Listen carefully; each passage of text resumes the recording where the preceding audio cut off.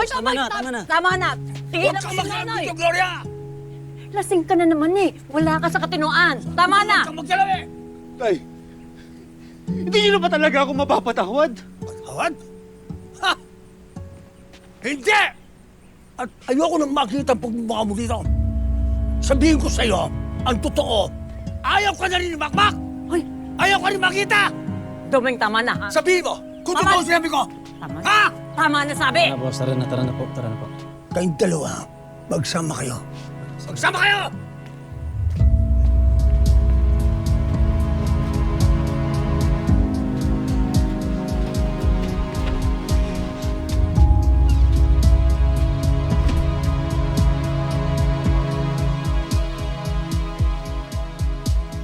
Ay sus, ay sus. Sino may reply? Ay! Si Chloe ba yan? Tignan mo. Tignan.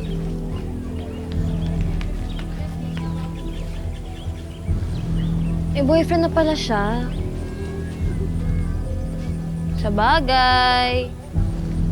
Hindi ka naman magugustuhan nun eh. Ibang level kasi si Chloe, no? O yan, no, mayaman, sosyal. Parang bagay sila, no? Tara na nga. Uy! Dito tayo dyan, dito tayo. Ayoko pumunta dyan. Tara na.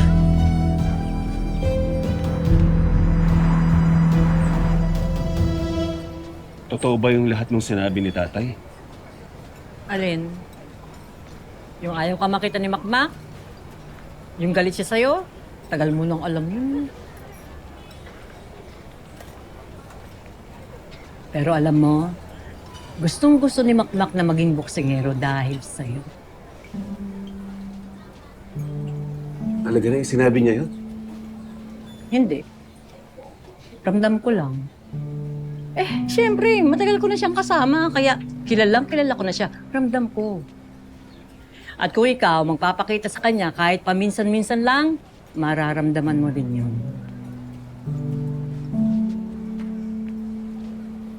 Huwag muna siguro ngayon, ah. Wala pa akong mukhang iharap sa kanya, eh. Sa kanila ni Nadia.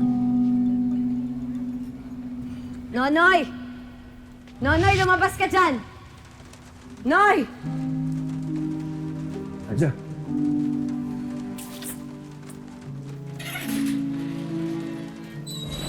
Kapal ng mukha mo. Di ba sinabi mo pupuntahan mo si Makmak sa birthday niya? Ano ginawa mo? Pinaasa mo yung bata, binaliwala mo. Nadia, hindi totoo yan. Sinubukan ko. Ano, naduwag ka? Nabakla ka sa pagiging ama mo? Nadia, tingnan mo ako.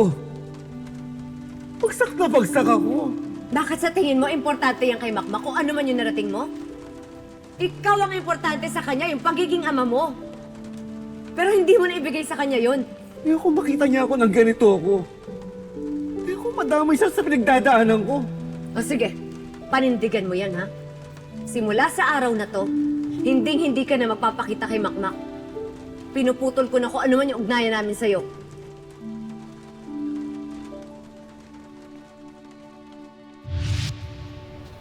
Mula nun, iyang-iya na talaga ako kay Makmak. Kasi alam mo rin, tama si Nadia, eh. Nagduwag talaga ako. Bakit kasi ayaw mo pang sabihin ko sa kanila ang totoo?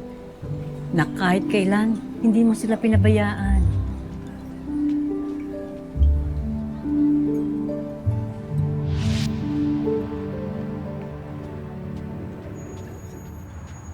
Nonoy, Ay, salamat. Nakipagkita kayo, ha. hindi alam ni Nadia to. Galit pa rin siya sa'yo. Pati ako, galit din ako sa'yo. Naiintindihan ko naman po. Gusto ko lang akong makibalita doon sa mag-ina ko. Maayos naman sila. Si Makmak, nag-aaral doon sa eskwelahan malapit sa bahay. Tapos si Nadia, nagatrabaho sa supermarket, kahera. May sinasabi ba sila tungkol sa akin? Wala. Hindi ka nga pinag-uusapan eh.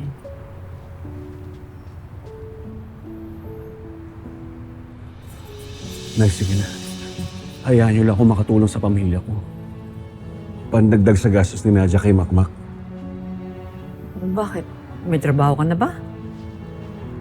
Opo, nag-all around ako sa isang eatery. Tsaka racket din po kung saan-saan. Baka mas kailangan mo yung pera. Ayos lang kami. Ay, sige na po. Sige na. Pakiusap lang po. Gusto ko lang makatulong sa mag-ina ko. Sige na po. Tsaka kung pwede ho sana, buwan-buwan ako mag-aabot sa inyo. Pero huwag niyo po sasabihin sa akin galing, ha? Ayoko lang hong tuluyang mawala sa buhay ng mag-ina ko.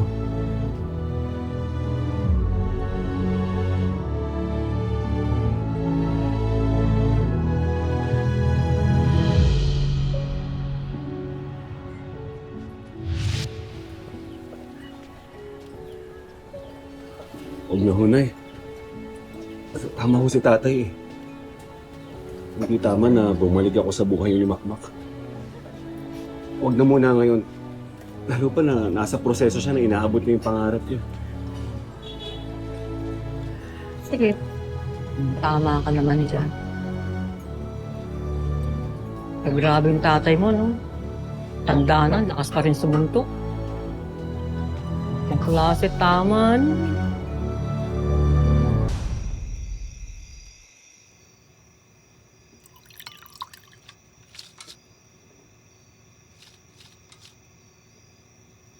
Mang Domeng!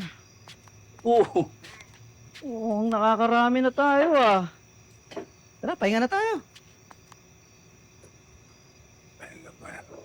Bakit pa siya bumalik?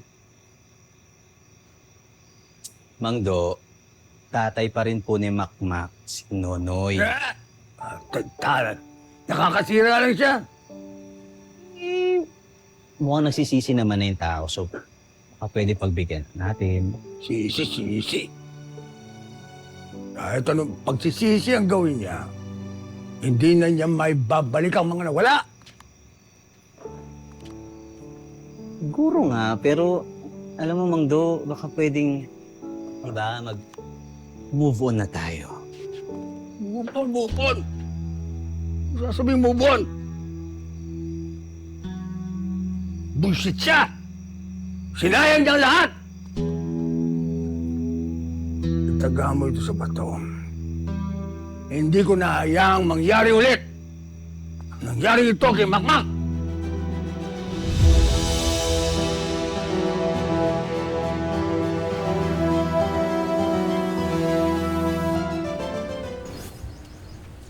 Pa rin reply ah.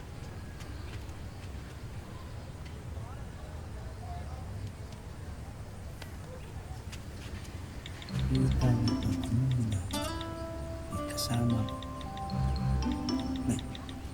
Pangit.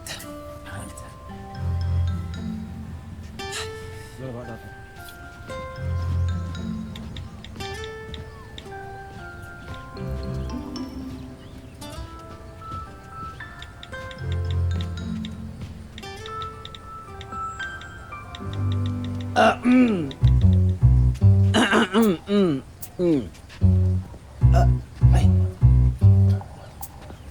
Hello. Ano pong gagawin natin ngayon?